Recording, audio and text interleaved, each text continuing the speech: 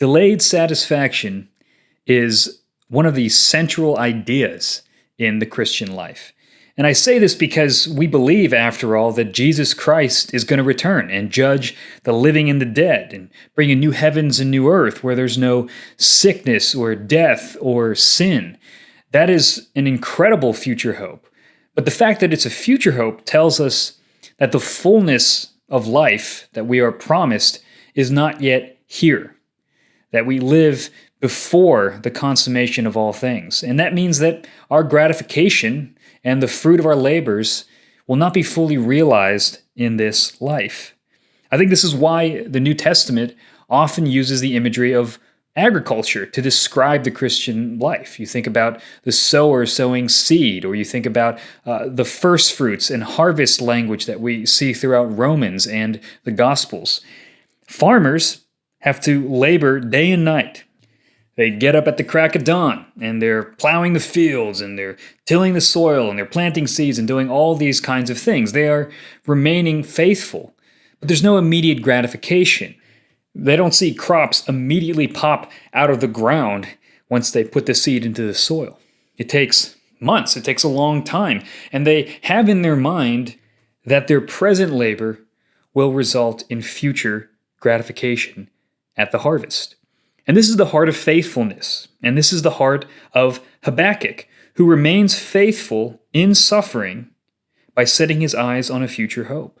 He recognizes that his trials in the present are temporary, and that the lack of gratification now will be fulfilled when the Lord acts on his behalf. But he's got to wait. Faithfulness is an exercise in hope. It draws us forward through the valley of the shadow of death into the green pastures of the kingdom.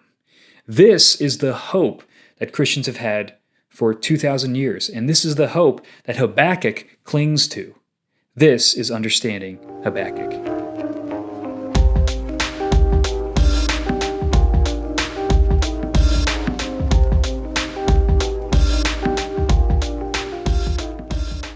The first chapter of Habakkuk, we see a prophet's lament over God's apparent indifference to Israel's suffering at the hands of the Chaldeans, or as they're commonly referred to, the Babylonians. And Habakkuk struggles not only to understand God's lack of action on behalf of Israel, but also his purpose in raising Babylon up in the first place. God takes credit. He says all of the military might and military victory that Babylon is experiencing is due to me raising them up. They would have no victory if I did not ordain it.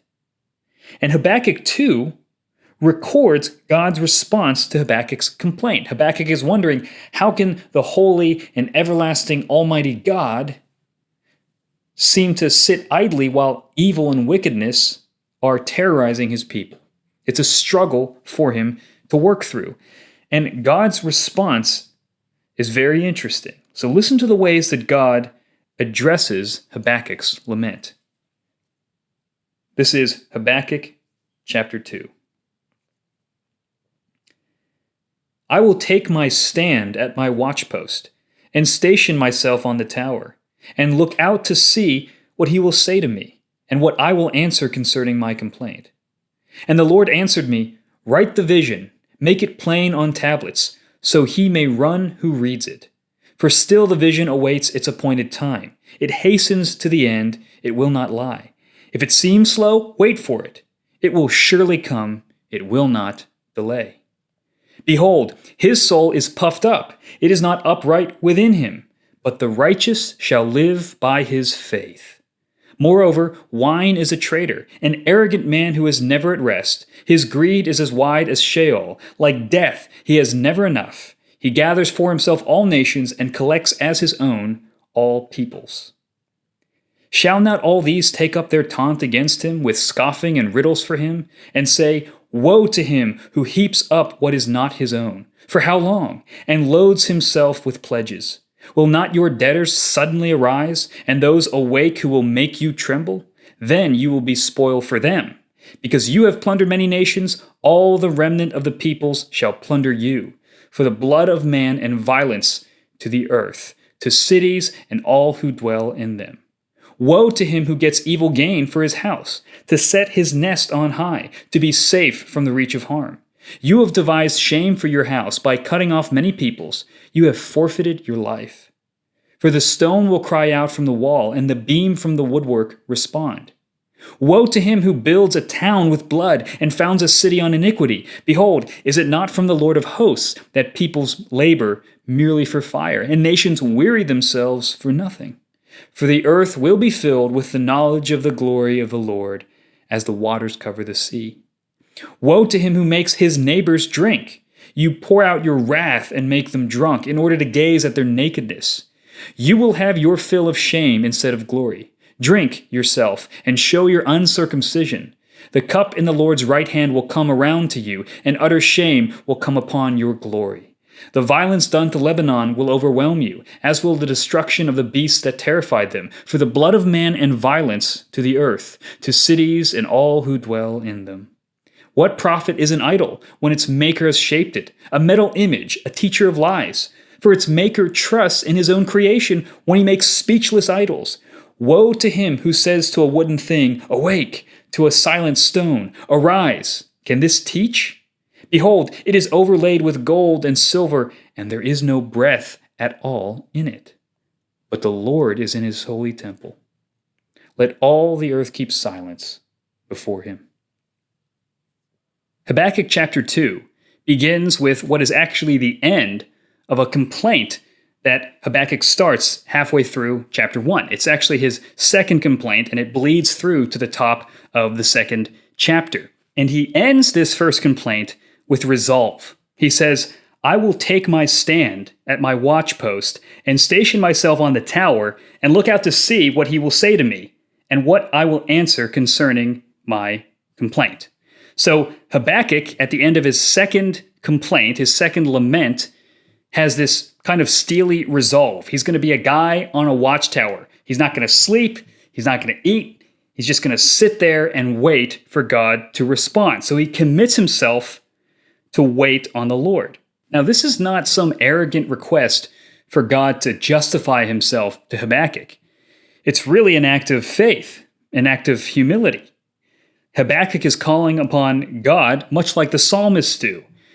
They're calling God to be who he has promised himself to be. God says that he's the faithful God. He is the unchanging, everlasting God. He is the sovereign Lord. He has made a covenant with his people. And it's on that basis that Habakkuk is kind of tugging at God's sleeve and saying, Lord, this is who you have said you are, and these are the things that you have promised. And what's amazing is that God responds. God answers. And what he does is he tells Habakkuk to grab a tablet and a pen. He tells him to get himself to write down a vision. Now, this vision is basically a record to state what God is going to do. So when he writes it down, it's meant to put it on the record so that in future generations, when God delivers Israel according to this vision, they're going to say, oh, wow, he had said and promised that he would do it, and it happened. So writing down the vision is really important to help Israel recognize how faithful God is in future generations. So the vision is very simple. It is a vision of God's judgment of Babylon. This is the promise. God will judge Babylon, but it's going to be according to his appointed time, not Habakkuk's. So when God appears to drag his feet, the righteous respond with trust. That's why God says, if it seems slow, wait for it. It will surely come. It will not delay.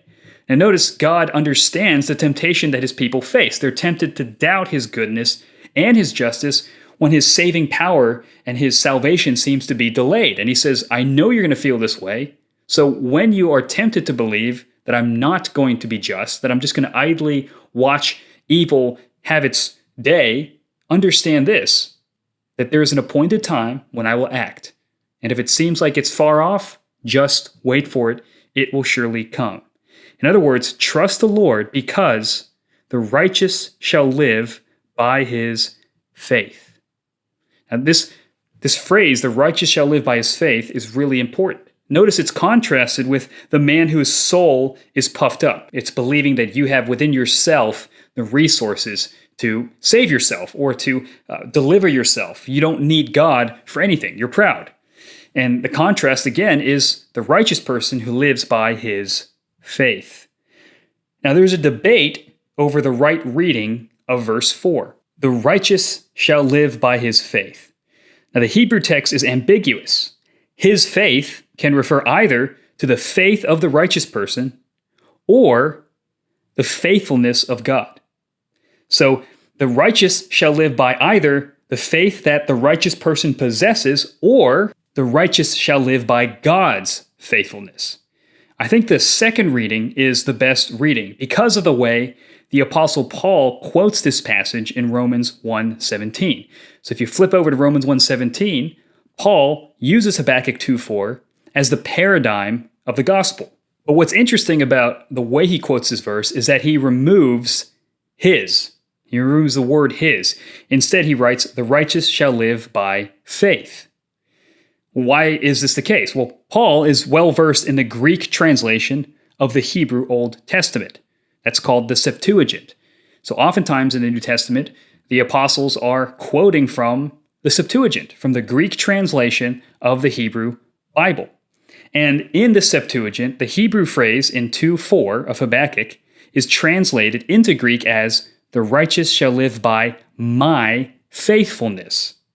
So you have these Jewish, Greek-speaking people. They're translating the Hebrew text, and the Hebrew text is ambiguous. Is it about the faith of the righteous person or the faithfulness of God?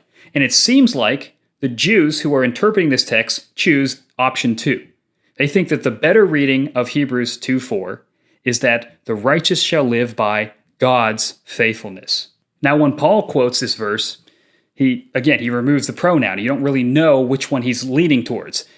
I think it would make more sense for Paul to be saying, the righteous shall live by God's faithfulness. I think he's taking a cue from the Greek translation as the right reading of Habakkuk 2:4. Okay, so it's a little complicated, but just to show you that sometimes these things aren't so cut and dry. But either way, the point is clear.